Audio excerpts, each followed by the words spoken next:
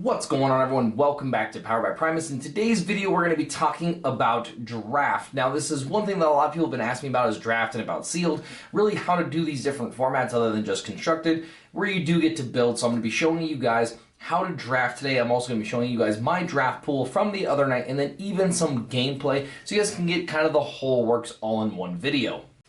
Now, the way that it works on release weekend is you will just be cracking open a box and divvying out these packs. Now, what will happen is you will actually end up getting 6 packs from the new wave with release weekend. Now, if you're not doing release weekend, what they do prefer is that you do get 3 packs of Siege 1 and do get 3 packs of Siege 2, as they are supposed to be really good together. However, with release weekend, you're supposed to do 6 packs of the new set. It also just helps get more product into people's hands, and you just get to kind of mess with around some of the new stuff. So it's a little more fun to do that. Now, what will happen is that you will get your 6 packs, and there is a specific way to even sit down at the table. Now, when you do go to your local game store, or however you do it, even if it's your own house, you can do this out of an own box with just some friends. You do have to designate who is a player number 1. Now, player number 1 will be the first person who will be doing the passing, or as far as putting out their character cards, and then would also be the first person when it comes to picking their character cards. Now, this is done at random. You can have people sit at the table at random, however you want to do figure that out. I do suggest that it is random, though, that way it just seems a little more fair. Now, there are a couple of different ways that I've seen that this get handled. I'm going to show you probably the most common way that they are done, and what I will do is then put these packs off to the side, and we'll begin to just crack open one pack. Boom. Now, after you crack open your pack, what I do is put the battle pack face down, and you want to just put it off to the side. It will not matter currently, and then I put all my character cards to the side as well. I would do this for all 6 packs. I have all of the players do this at the same time, so it does, like, save a little bit of time. Everyone can kind of just move all their stuff. You don't really have to wait on anybody. And again, keep all these battle packs aside. Boom, boom, boom. Look, it's like a little mini box opening at the same time. All right. I did find some really interesting stuff with drafting with this wave. Even sealed with just this wave by itself, it has some really different things to it. Oh, look at that.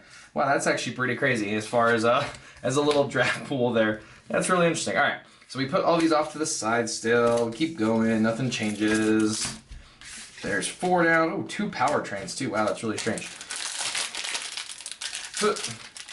Now, if you guys are curious if you guys can play the same character multiple times, you definitely can, as long as your star count does still keep at that. Here, let me kind of just try to keep these all on the camera. Boom, boom. Oop. We got half a 6-gun. He was one of the really weird ones, or him and Brunt, with coming down to these drafts and stuff.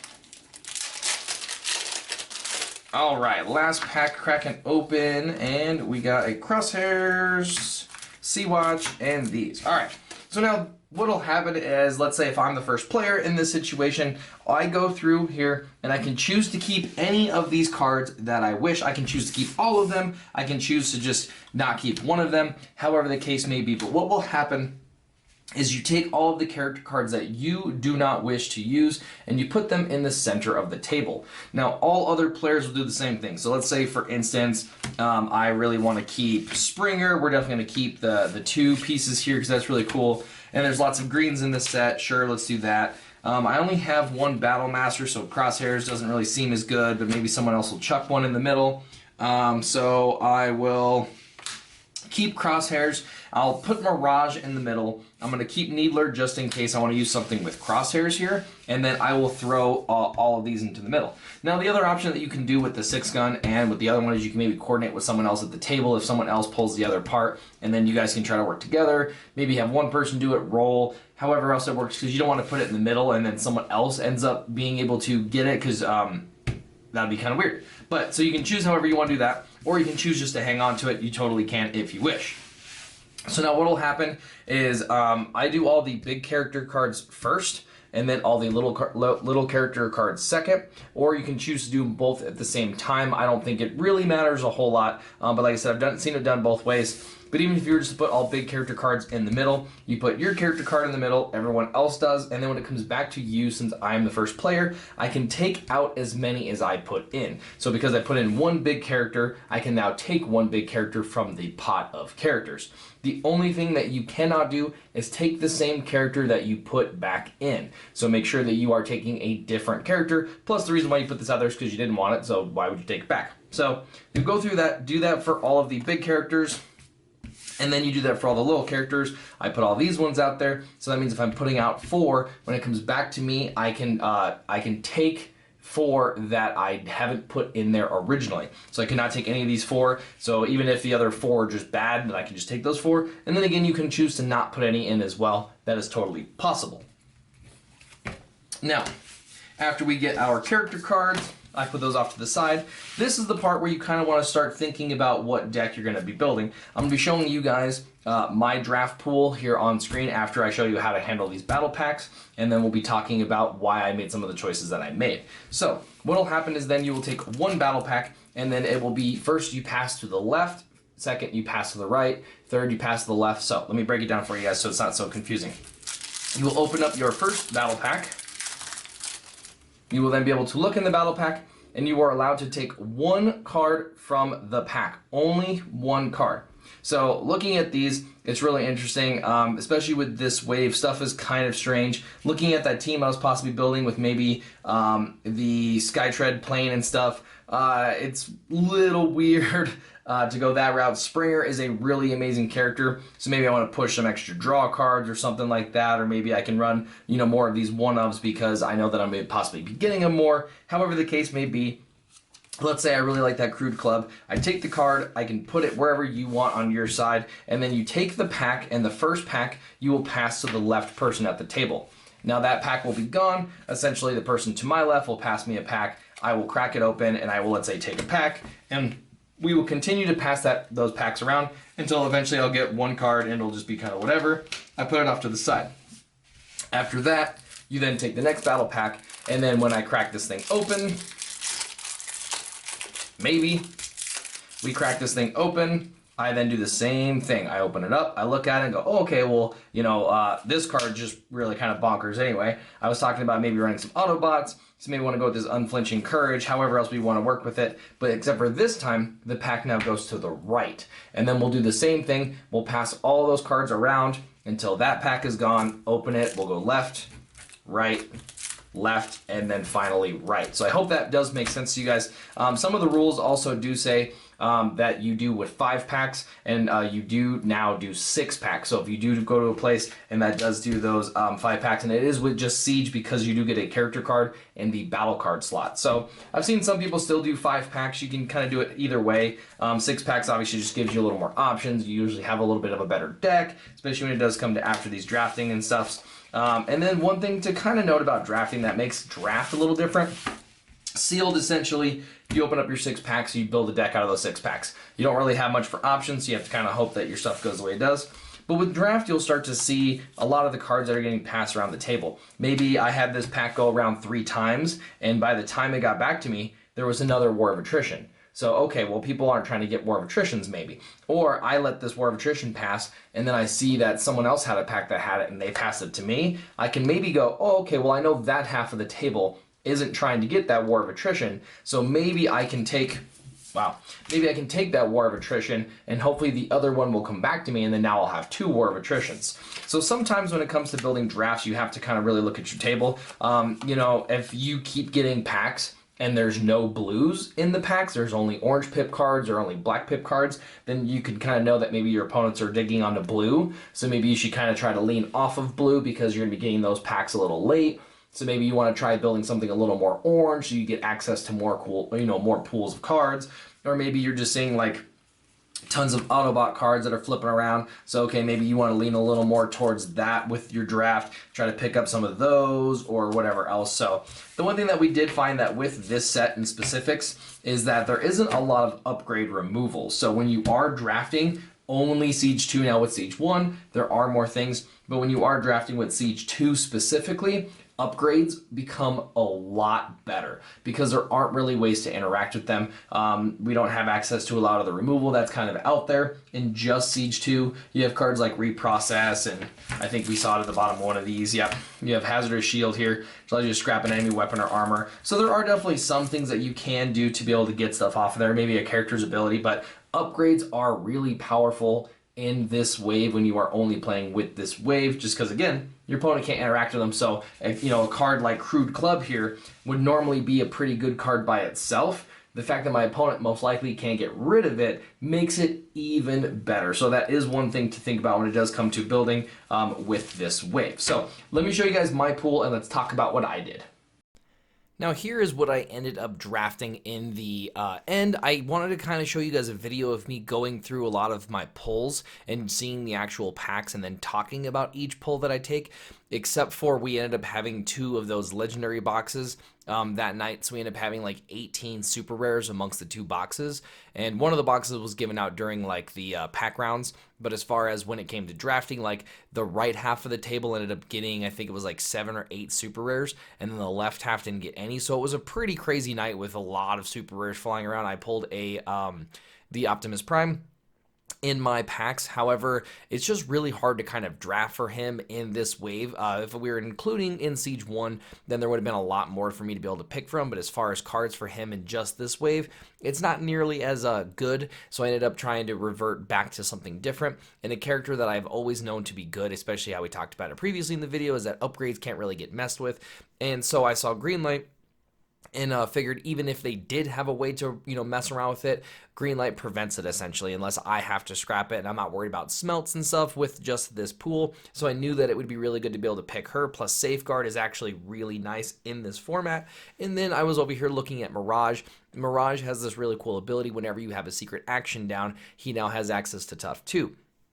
There are lots of secret actions that are running around in Siege 1 and Siege 2. Obviously, it's the only sets that you guys can get them in, so there are going to be a good amount of them. So he constantly can have that Tough 2 without really having to rely on having armor, because there aren't really any armors in just Siege 2 to be able to get those kind of same perks. Now, there is the secret action that does give you Tough 3. I did happen to have, I believe, one of them, so it was really nice when I was able to flip that and like give him Tough 5, because it does count for face up or face down secret actions.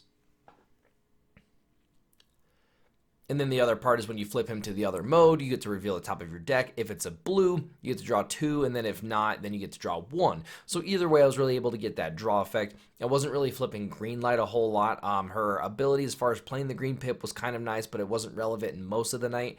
And then my third character was Mudflap. The reason why I went with Mudflap is he has this really awesome ability with just being a mercenary. Now, it's really cool because there are Soldiers Blasters, which are commons in this wave, and that does give you potentially up to +3 going up against another faction. And with a mercenary, if you go up against an Autobot or a Decepticon, you're always looking at that +3, which is a really nice little ability. And then through my draft process, one of the first cards I saw was Shoulder Holster, which allows me to have an extra weapon slot. And then I have a really cool interaction with Mudflap where you're allowed to flip. You can actually plan a card. So I was able to have 2 Soldiers Blasters on him for quite a bit throughout the night, actually. And if you want to talk about Mudflap getting in there for 8 normally against an Autobot or a Decepticon, when he's getting in for 11 before flips, it turned out to be just really, really a lot of damage. And then talking about removal, I do have the Sabotages in there. They are secret actions. Again, really help out with Mirage and his abilities. And then not to mention my opponent does get to attack, then it does scrap the enemy upgrades. So it is really nice to be able to get that proc off. I did also happen to get a Coop, which is really cool because then I was able to get Mudflap's ability off a couple of times. It's a nice little black pit. I did, as you guys can see on that top left there is a dual wield in there, which is nice, allowing me to, again, get another one of those weapons out of the scrap pile for Mudflap because I do have a mercenary. Really nice. And then you guys can see that I did happen to get a Step Forward, which is really cool, and the Heroic star card. So again, a lot of blues is where I started to really kind of dive into that. Was going a little more blue-black. Saw quite a bit of the crowbars come around, and then I did happen to pick up a Reprocess, which is really awesome. So just honestly a really well-rounded deck.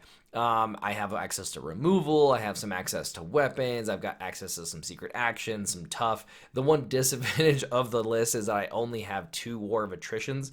I did let one go pretty early in the game, or I'm sorry, early in the draft, and I ended up getting these two out of normal pack pulls, but I never saw another War of Attrition come back across the table.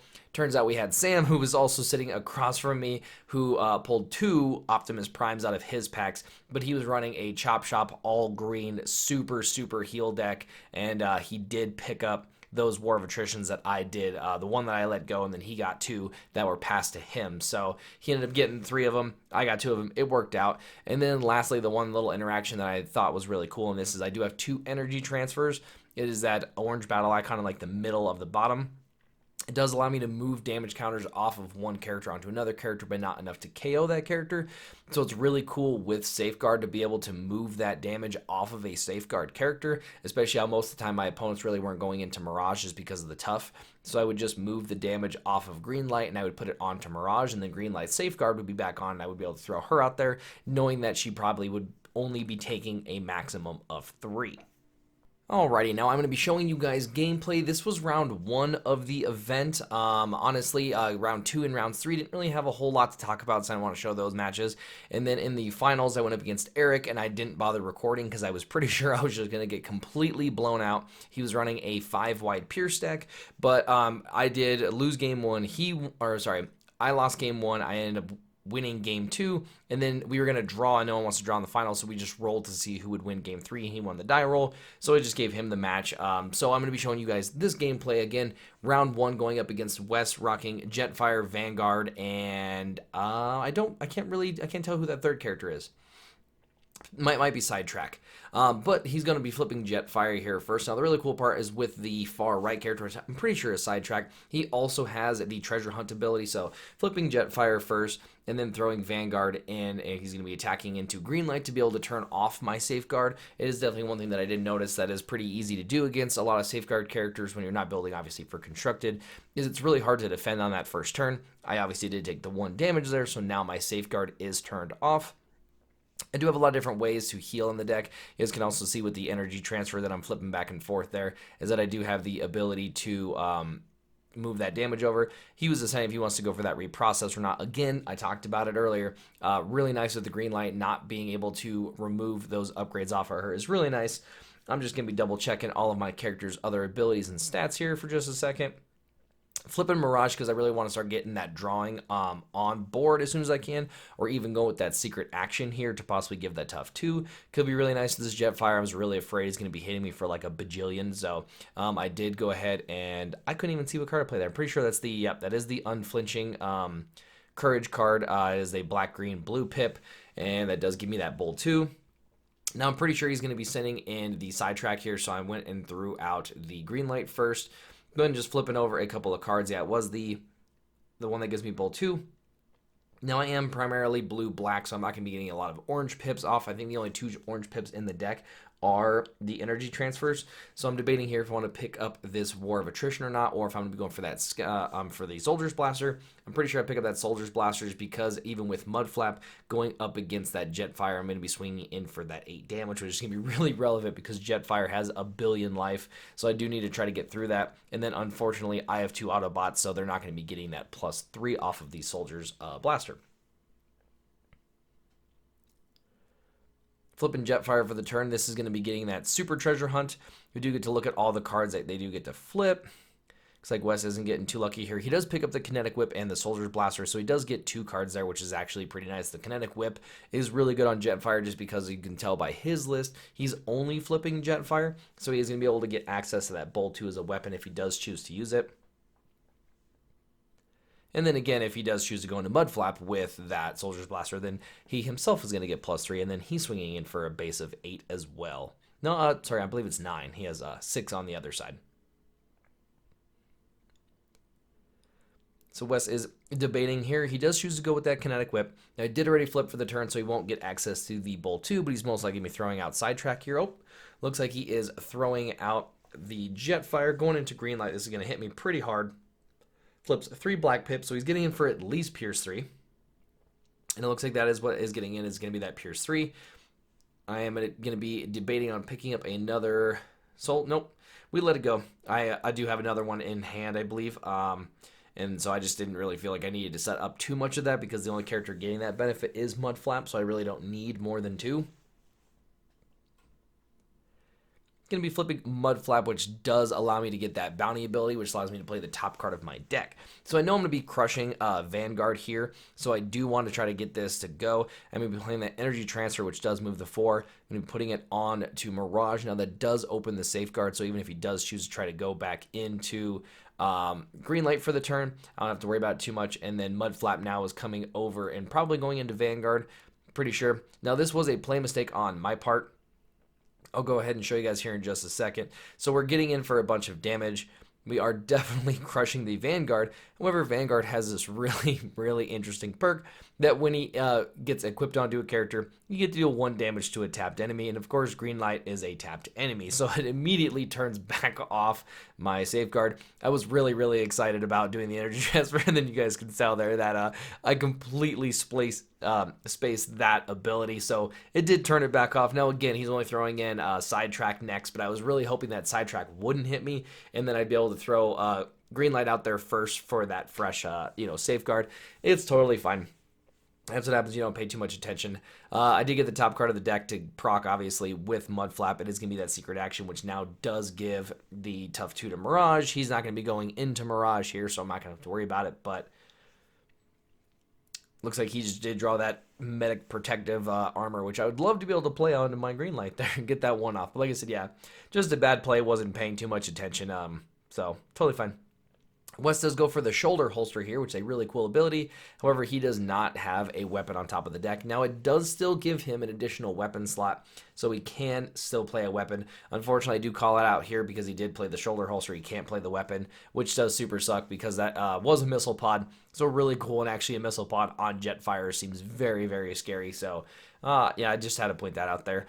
He is going back and forth between this reprocess here, and he is going to reprocess my Soldier's Blaster. So I do get to heal too, but since I have no damage on me, there's no healing, which is where that card just becomes even more crazy good. Now, it is the other reason why I did believe I picked up a second one is because I know that I did see it early game from him. So I was kind of prepared to just pick up a second one and just be a little safer with it. Let us see what he is looking at. Looks like he's looking at a wedge formation there. The wedge formation does allow you to draw, heal, and plan if you do have all 3 of a melee, ranged, and specialist out. So he did take back the reprocess. I did let him take it back, and it's because he did want to go for the wedge formation, which does give back my my Soldier's Blaster. Man, that card's going to be really hard to say over time. But that does allow him to heal 1 from a melee, does allow him to draw 1 for a range, and then plan 1 for a specialist. So let's see. I don't know if Wes goes for the mini treasure hunt here or he does go for the swing. It looks like he is debating on the flip. He did choose to flip him, and it looks like he is going to be sending him into combat onto my green light. Boom. I did reveal the step forward, which is the card I got off the top, and I'm going to give green light Brave anyway because it does have to give one of my Autobots Brave. So flipping a Heroic Resolve right there. Really nice card, especially being a double blue pip. Ooh, super, super nice. And I think I had 2 stars left over in this, maybe 3 stars. So we do take just the 2 damage, which would have been the safeguard 3 anyway. So either way, we're kind of in the same boat with it. I do debate on the hijack here, and this is one card that I was kind of underwhelmed with when it did come to this set. Now, I did ask here if Jetfire did get to draw 5 or if he just revealed 5, and it is the same as Treasure Hunt. It is just scrap the top 5, and then however many upgrades you get to put into your hand.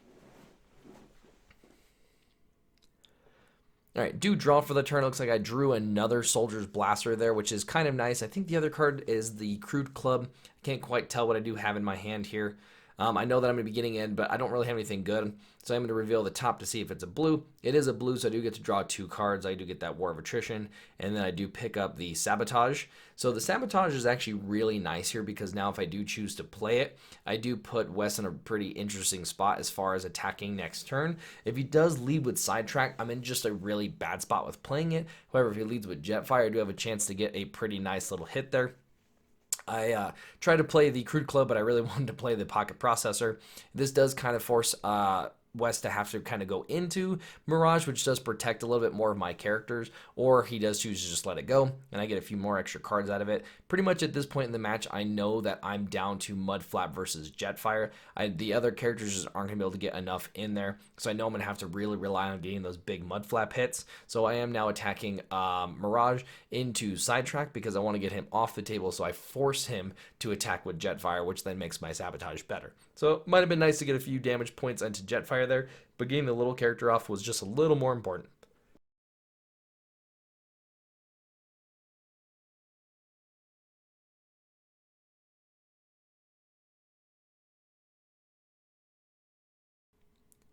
Alrighty, so he is going for that second weapon, which is going to be that missile pod, and then he is showing me the Decipher. Now, Decipher does do 1 damage to each character, or each enemy, I guess, for each face-up and face-down secret action.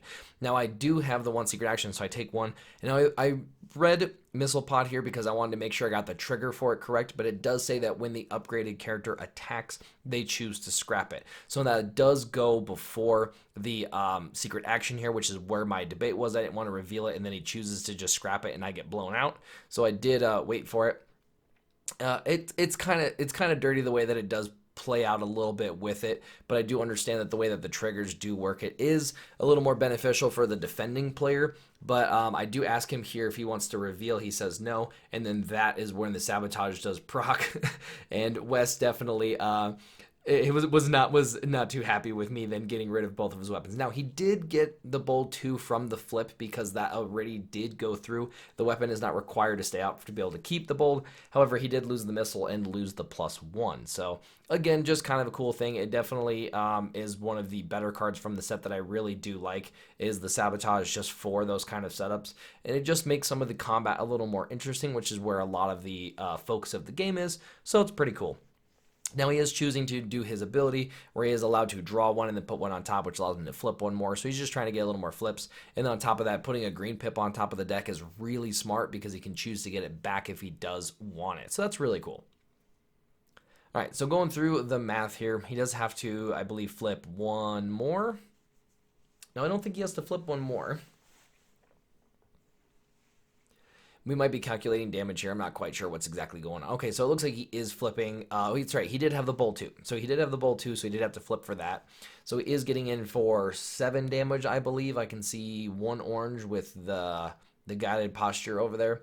So he's getting in for 7 here. I do believe he was going into green light. I already calculated the damage onto her, so she's now sitting at 9. I'm debating on this reprocess that is visible, and he is debating on, it looks like the Soldier's Blaster again, which is good. He does have access to another weapon slot, so he can still pick it up if he wishes. I'm debating if I want to pick up the reprocess, and I do choose to pick it up over the War of Attrition. Like I said, I only have 2 of the War Attritions in the deck, so even if I happen to proc it big, it doesn't really matter. Let's see if I missed that draw. I did draw 1 normally. I'm supposed to draw 1 more. Looks like I did miss that extra draw. So I do have the energy transfer again. We're kind of in the same boat. I can move some of that damage over, and I can really set up green light again for another big hit, especially now I don't know if he has another way of dealing 1 direct damage to her. So there is a chance that I can just really set her up to be able to take 2 more hits, and it might be winning in the long game. Let's see what we do here. So I am choosing to flip green light here because I'm going to be playing 2 green pip cards if it's the play I'm going with. So I'm going with reprocess, which does get rid of the armor. Now he's not damaged at this point, so again, I don't have to worry about him trying to heal from that. That does give green light a +1 attack because she does say whenever you play a green pip, you get +1 attack. And then I believe I'm also looking at this Soldier's Blaster to try to get at least 2 more damage out. It looks like that is my play. So I'm going to be playing that Soldier's Blaster, which does give another +1 to her, and then also gives a +1 onto, obviously, my Mirage. We're going to be throwing a green light in. Now, my choice for throwing green light in here first, I know I have more black pips in the deck, so I'm hoping just to get the Pierce from the Bold 2.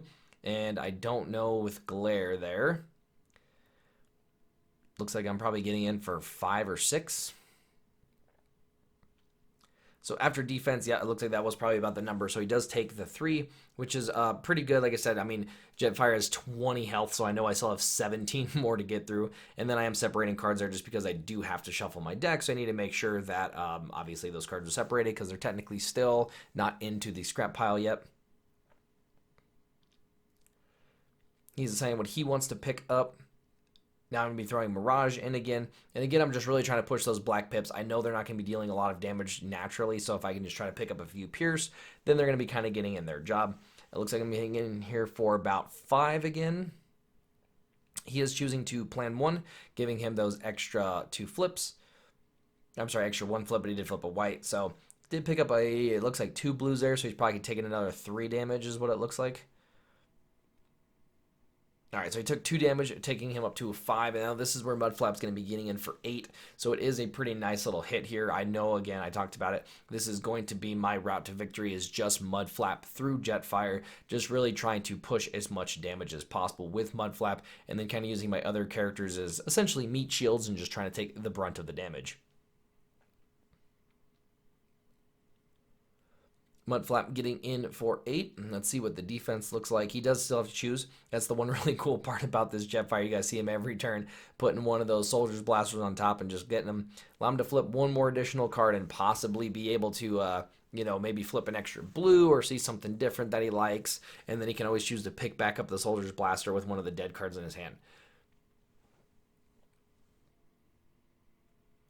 Now, one thing I can see in Wes's hand is all 3 War of Attritions, so he definitely is going to be able to heal 3 there and deal 3 to me at some point, and that is pretty big just because I got Jetfire to 10 damage there, so the next round of swings would probably be enough for me to be able to take him down, but being able to heal 3 might just put him out of reach, not to mention if he does take down Greenlight, I'm going to be losing that damage as well. So it looks like this is the turn that he does play those 3 War of Attritions. I'm always really excited to see 3 cards get played like that. It's really fun stuff. So it is divided as I choose, which is nice. However, when he repairs 3 from 1 character. Now he only has 1 character, so it doesn't really matter. But me being able to divide the 3 is actually pretty relevant because I'm going to be able to put Greenlight almost all the way up here on full damage. And then to be able to put a few on Mirage. Now, again, this is also a play mistake on my part, and you guys are going to be able to see it here in just a second. But he does run the Missile Pod. Missile Pod does do 1 damage to each character, so me putting my Greenlight on 1 is actually really bad because then he doesn't have to attack into her anymore, especially in these situations. We're always going to be straightening, so he has choice to go into whoever he wants. Now you guys are going to see the Missile Pod there. I don't know if I call him out here on having to flip to jet mode, which is what, boom, there we go. Because you do have to play it onto a plane or helicopter. Do make him do the flip. He was planning on doing it anyway, so I did see there that he has 2 missile pods, so I was definitely under the impression that he only had 1, which is why I was okay with putting Greenlight onto the 11, but I definitely should have left her at 10 for that play. Again, it's just kind of a small little misplay, but it is definitely going to hurt me here because now he gets to attack into someone else and still KO my Greenlight.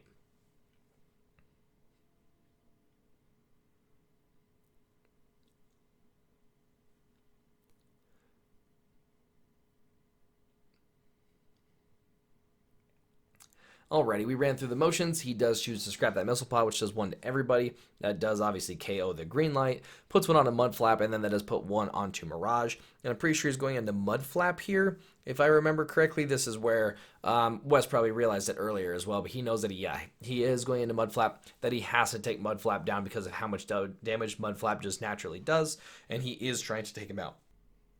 Alrighty, getting my double draw here for the turn. Just trying to do some last bit of calculation to see if I can finish him off.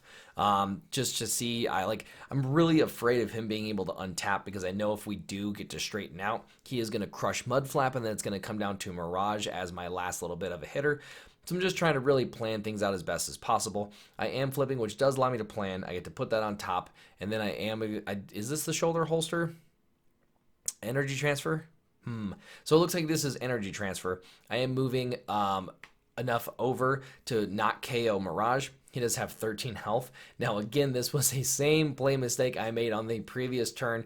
putting Mirage at that 1 health because I know that he has a second missile pod in hand. Now I am going for the crude club here. It does just give me +1 more damage, and then I am going to be sending Mirage in. Now this does just give me 2 more points of damage, 1 more on Mudflap, and then 1 more with the crude club.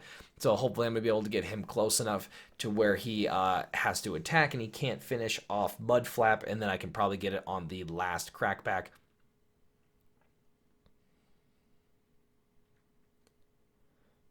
So we do all of our basic flips, and it looks like we got probably another, this is the one where we have 8 coming in. I see 2 blues on the other side. So we're going to be getting in for about 6 damage here, taking him up to 17, I believe.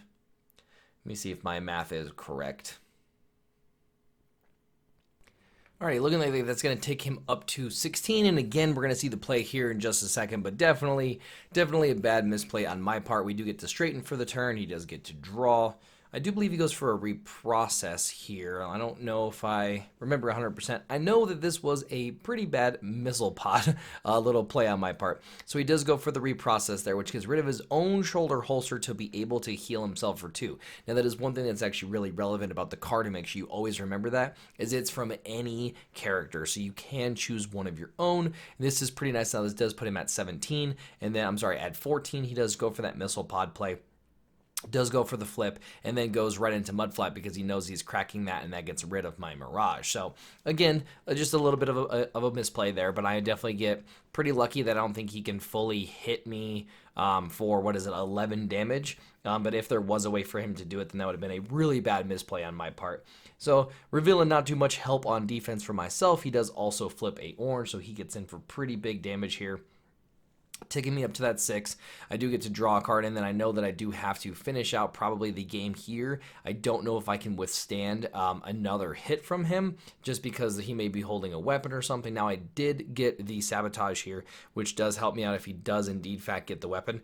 Now I'm also holding a special delivery, and this was my fault to Wes. I did not see that I honestly had enough damage on board, so I was really trying to maximize as much as possible. Now, with me attacking and playing that special delivery allows me to move 1 damage to the enemy character, and then that is literally going to be exactly lethal. So I do apologize, it did take me a little bit longer to see lethal on board there. However, this is going to be just enough damage to be able to get the job done. I think even with him flipping a blue, it was still just enough to get the job done. So that does finish out game 1 and sends us into game number 2.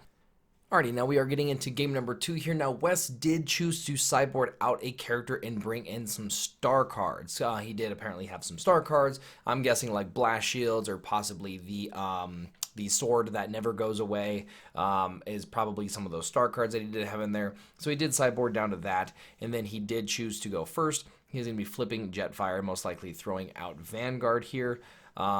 So it looks like he is going to go out Vanguard, and he is going into Mudflap. He does realize the exact same thing, that Mudflap and Jetfire is the 1v1 of this match. So he is trying to get as much damage as he can onto Mudflap to kind of avoid the same situation that we had in the previous game. It looks like I'm debating to pick up that Soldier's Blaster or not. I do have the Minor Medic Kit or something like that, right? I think that's the name of it.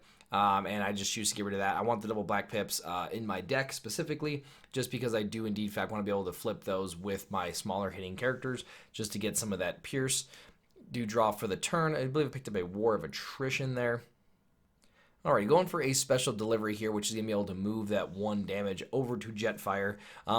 It's a really good card. Another thing that's really good for it is to be able to turn off Safeguard on cards. That's one thing I didn't talk about previously, is that card specifically is actually really good. Just be able to move that 1 damage over, and then boom, Safeguard is turned off. So pretty nice little effect. And then we are throwing Green Light in because I know he has to swing in with Jetfire. So hopefully I can try to avoid taking a really big hit just because of that Safeguard mechanic.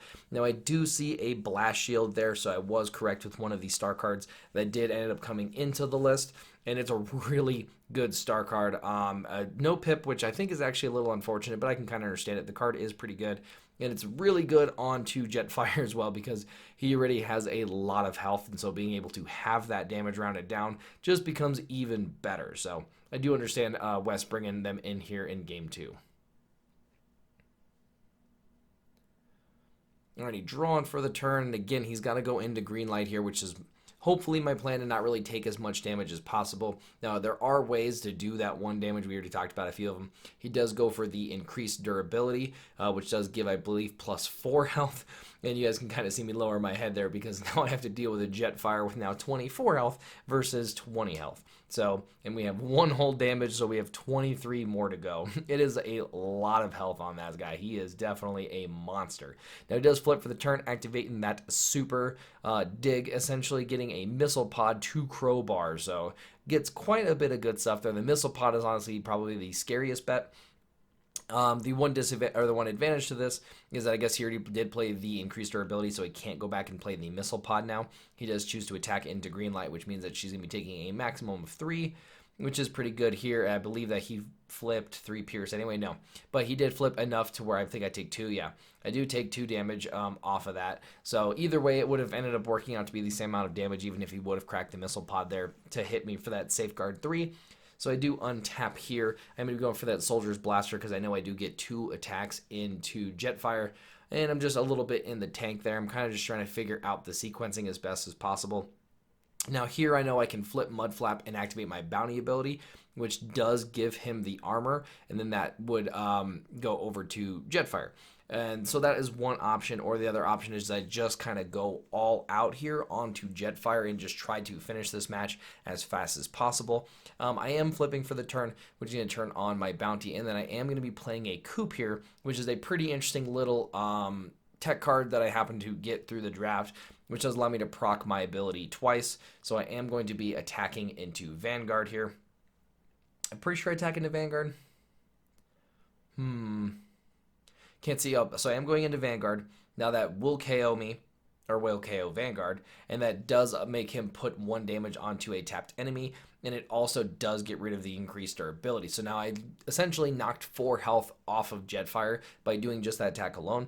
I do reveal Coup, which says when a character is KO'd, activate one of your bounty abilities, and so that does allow me to play the top card of the deck. It is a step forward, really, really nice card to be able to get in this situation, and then I'm going to be attacking in with Mudflap. Now, there is the ability where I could have attacked with Mudflap, KO'd Vanguard, and got the double ability. However, that would have been a really big wasted hit onto Jetfire. So we are going to be sending Mudflap in here for 7 Pierce 3 and a Jetfire. So now we're going to be getting in at least 3, most likely probably 4.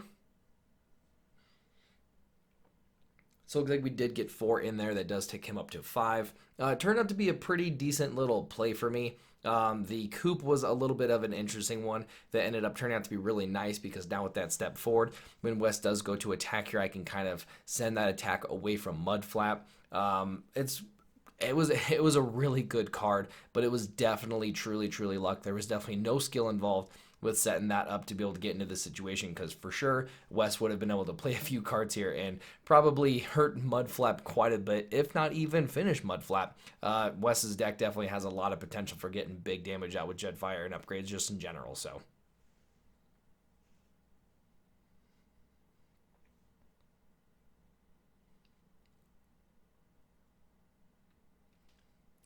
alrighty, choosing to flip Jetfire and then going for a Decipher. That does do 1 damage to my crew because I do have that secret action there. I do believe that he goes for a Missile Pod here. I don't know if that is... Yeah, it looks like he is holding the Missile Pod. In retrospective, he would have played Missile Pod first before transforming for the turn because it does have to be put on a plane. I know that Wes knows this rule, so I wasn't really going to be bringing this up. I don't think it was relevant, but he technically would have to do that. Now he does choose to get rid of the Missile Pod as well, which does get to tag everybody. And I think I'm forcing the damage here into Mirage because I do have a secret action, so that does allow me to flip 2 more. Finally get access to that tough 2. You guys do see a lot of double blues there. However, Wes is a really skilled player as well, so he puts a double black on top. So he's going to be getting in for a lot of Pierce here anyway. I would have been really nice, I think, blocking almost all of it, but I think he does get Pierce 4 through the door anyway. So he does get the Pierce 4 through the door. Like I said, it would have been a nice block. It was a really good play on his part to be able to put that double black on top, so he did get, really good with that.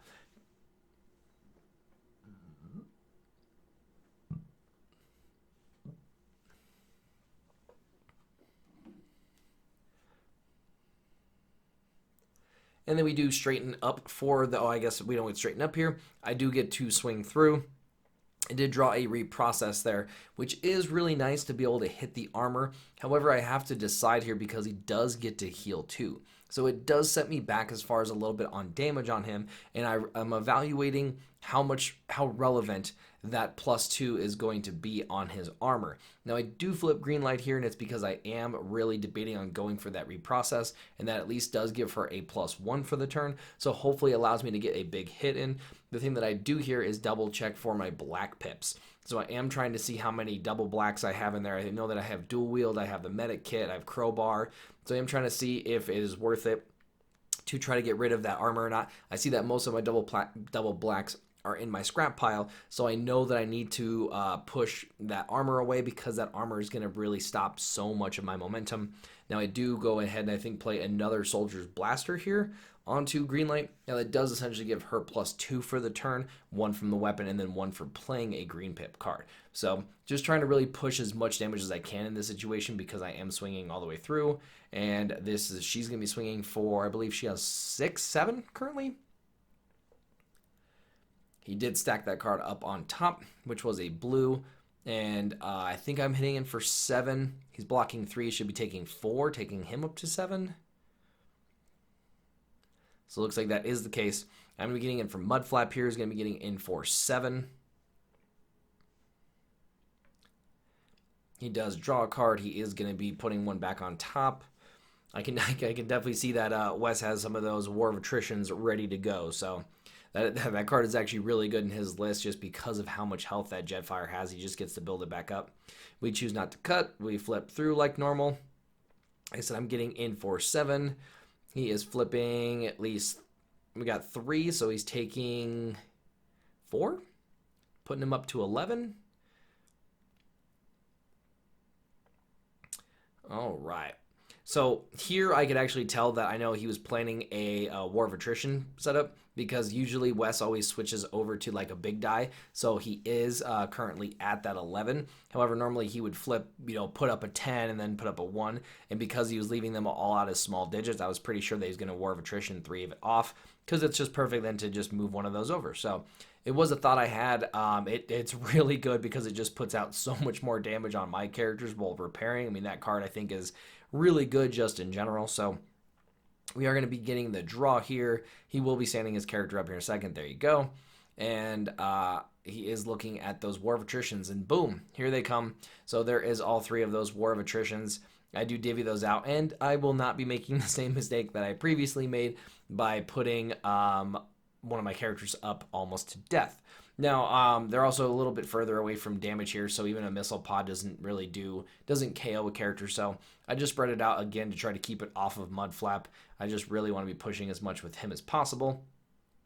And it looks like he's going to be going for that the medic piece, which I think gives 2 health.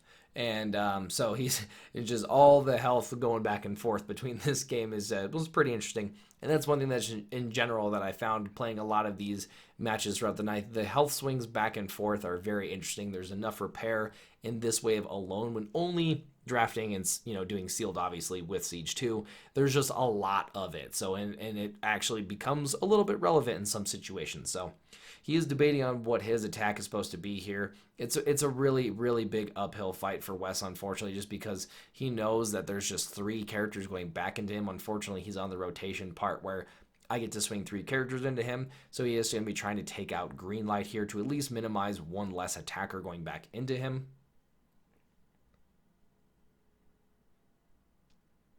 Doing the math on all the flips, getting a couple of black pips in there. Looks like he's getting for 6. It might even just be 5. Yep, we're doing the math, and I think she survives the hit, putting her up to 11. Okay, so it takes her up to 10, so she does have 2 health. He is just baiting on if he wants to pick up the toolbox or not. And again, it's kind of unfortunate at this point. It is definitely again a big uphill battle for him to be able to get through. Now, it's definitely not to say that he can't come back from this game. He is still in a decent position with some of the cards in his hand to be able to do some specific things. But we are doing the math on what is left for the crackback here. I think I did just get an energy transfer off of the top, which does allow me to move a bunch of that damage over from Mudflap there, which I would pretty much just say seals the deal in general. Getting this damage to move over there does indeed fact put Mirage at 12, and that does let him live with 1. Even with a Missile Pod, I'm okay with that Mirage going down because now I know that I have Mudflap for at least 2 more attacks, which is pretty solid. I mean, that's 16 damage by himself, so it's going to be enough to be able to get the job done. We're going to flip Mudflap for the turn, and we're going to send Mudflap in. I'm just trying to, at this point, finish the game with this attack. It's also really not fair for my opponent for me to sit there and just drag on the battle when we know that we can get it done here. So we're just trying to go through the motions just to finish it out. So Mirage getting in there first. I was trying to hopefully hit some of those black pips. We attack for 5. That does put him up to 18, right? No, that puts him up to 14, sorry. Which meaning that he still has 9 damage left. Throwing green light in there. Getting in for a couple of points of damage. He unfortunately didn't see any blues, so he's going to be taking a pretty big hit here. Looks like he did take 3 from that exchange, so that does now put him up to 17, meaning I have to get in at least 5 with this attack here. Going through the motions, I don't know if he ends up surviving or not. He's debating, I think, on one of those green pips. I think this lets him live at 1 health. Yeah, so that is 15 plus 7 is 22. So oh, that's right. So I think the meta kit one actually, yeah, he's survived for one or 2 points of damage. I don't think it really matters too much at this point. He draws for the turn, and we pretty much see all the writing on the wall. Boom, overwhelming advantage, and I just get completely wrecked. Alrighty, so there you guys have it, an introductory into drafting as far as the rules, mechanics behind it, kind of my pool and some of the choices that I made, and then even some gameplay to wrap it up. It was a really, really fun night, and that's always the best when it comes to drafting and sealed, is when you're just playing with a bunch of friends, and you just get to kind of build and play on the fly. It is just really, really fun stuff. I really hope you guys did enjoy this video. Obviously, if you did, a like would be greatly appreciated. Make sure you guys are subscribed so you guys can get access to all of our videos as soon as they become available, and I will catch you guys in the next one.